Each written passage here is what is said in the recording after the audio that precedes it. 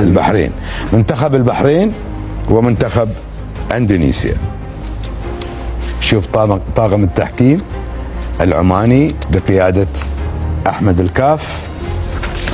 فالمساعدة أول 8-3 مساعدة ثاني 8. الوقت الضايع هذه قدر أنا شفت لكم بالغ دقيقة عاد. يعني ما أخطأ في القانون. دقيقة انت في خطأ قانوني يا بدر بلال، في خطأ قانوني. انا نزلت دشة 7-4 خطأ قانوني. هذا عطى وقت ضايع، هو بالغ، هو عنده مبررات ممكن يكتبها في التقرير ان السبب اني اعطيت كذا، يمكن يكتبها الشهر ما ادري عنها. احنا نقول لك بالغ، فانا عشان اعطيه 7-4 ما تاثر انت المباراه. لا ما اثر، يا الهدف دقيقه 99 ما 98 كان بيصفر بين المباراه. فانت احسبها بحسبتك اللي تبي تشوفها. خلصت؟ اي خلص. هل قرارات الحكم المباراه اثرت؟ Jangan gitu, menurut saya bisa-bisaan Bahrain aja. Dan kemarin Pak Ketua PSSI juga sedikit memberikan reaksi dan sudah menginfo saya bahwa keamanan Indonesia sangat terjamin. Bagaimana kita menyelenggarakan selama ini U17 Piala Dunia dan juga pertandingan timnas kita yang dimana hari ini saat ini sangat sudah family friendly. Jadi tidak ada alasan dengan keamanan di Indonesia. Bahrain bisa kena WO kalau tetap ngotot banyak alasan. Masih ada peluang untuk timnas Indonesia lolos ke Piala Dunia 2026. Nick De Jong calon naturalisasi timnas. Pernyataan berkelas dari Kevin Dix usai laga versus Cina. Jadi, simak informasinya sebagai berikut.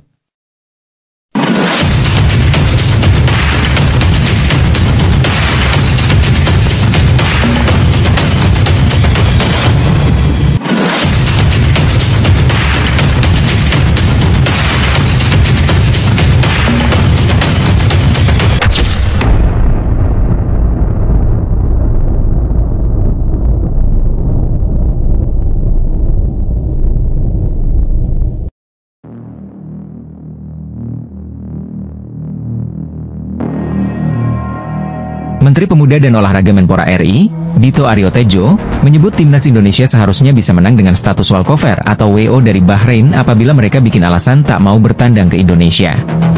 Belakangan ini, Federasi Sepak Bola Bahrain BFA memang membuat langkah yang mengejutkan. BFA tiba-tiba mengajukan permohonan ke AFC agar memindahkan venue pertandingan timnas Indonesia versus Bahrain. Skuad Garuda dijadwalkan akan menjamu Bahrain pada leg kedua grup C kualifikasi Piala Dunia 2026 di Stadion Utama Gelora Bung Karno pada 25 Maret 2025 nanti. Pertandingan ini memang masih akan berlangsung tahun depan. Akan tetapi, Bahrain sudah meminta agar venue pertandingan melawan timnas Indonesia tak digelar di Jakarta dan harus di tempat netral. Ini buntut netizen Indonesia yang menyerang media sosial hingga website resmi BFA. Berbagai kecaman diberikan netizen Indonesia kepada Bahrain setelah mereka menahan imbang tim Merah Putih 2-2 dalam laga yang diwarnai kontroversial. Tentu saja masyarakat Indonesia akan pernah lupa dengan laga tersebut. Dan satu yang paling disoroti adalah kepemimpinan wasit Ahmed Al-Kaf yang dianggap berat sebelah. Oleh karena itu, tak sedikit netizen yang melakukan kecaman dan serangan siber dilakukan ke media sosial dan website Bahrain. Akibat dari kecaman yang diberikan ini, Bahrain meminta agar pertandingan melawan timnas Indonesia dipindahkan ke tempat netral.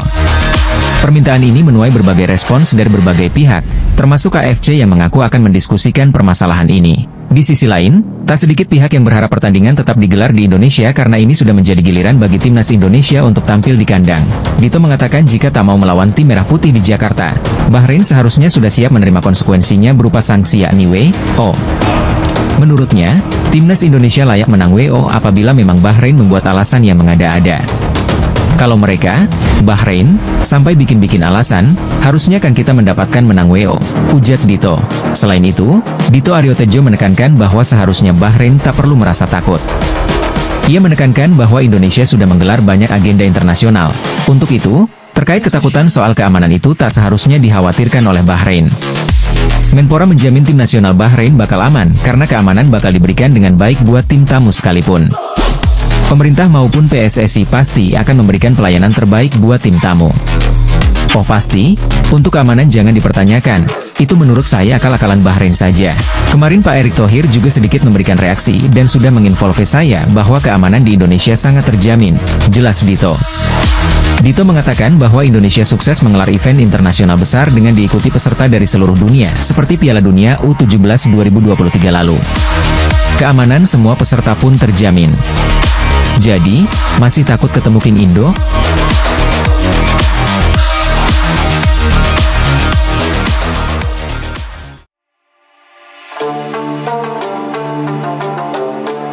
Peluang timnas Indonesia lolos langsung ke Piala Dunia 2026 menjadi tanda tanya setelah kalah dari Cina kemarin. Timnas Indonesia kalah 1-2 dari Cina dalam matchday keempat grup C putaran ketiga kualifikasi Piala Dunia 2026. Kekalahan dari Cina membuat timnas Indonesia baru mengoleksi 3 poin dari 4 pertandingan grup C. Sebelum menelan kekalahan perdana di fase ini, tim asuhan Shin Tae-yong sempat tampil cukup menjanjikan dengan menahan Arab Saudi, Australia, dan juga Bahrain. Meski kalah dari Cina, peluang timnas Indonesia untuk lolos langsung ke Piala Dunia 2026 secara matematis masih terbuka. Pasalnya, Garuda saat ini cuma terpaut 2 poin dari Australia yang menduduki urutan kedua. Jadi, masih optimis kan?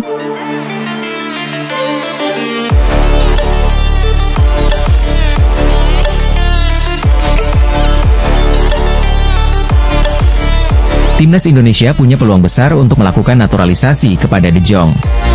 Tentu saja bukan Frenkie De Jong pemain Belanda. De Jong yang dimaksud ialah Niek De Jong. Niek salah satu pemain keturunan Indonesia yang saat ini berkarir di Amerika Serikat. Sama seperti Frenkie De Jong, Niek pun juga berposisi sebagai gelandang. Menariknya ia bisa diplot sebagai gelandang serang bahkan menjadi left back. Niek De Jong saat ini bermain di klub CSU East Bay yang berbasis di California, Amerika Serikat. Pemain kelahiran 16 Agustus 2024 ini punya darah Indonesia dari sang ibu. Dikutip dari unggahan akun Void Ballers, Niek De Jong punya darah Sulawesi Utara, kakek dan nenek Niek dari ibu berasal dari kawasan itu, bahkan menyandang marga Mohede. Saya keturunan Indonesia dari keluarga ibu saya yang bermarga Mohede, Sulawesi Utara. Pemain kelahiran Alkmaar ini diketahui mengawali karir di klub Dos Voetbal. Ia bermain di klub itu hingga tim U15.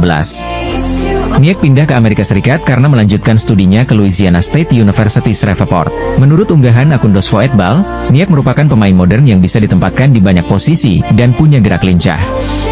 Menurut kalian, apakah Niek De Jong ini masuk kriteria timnas kita?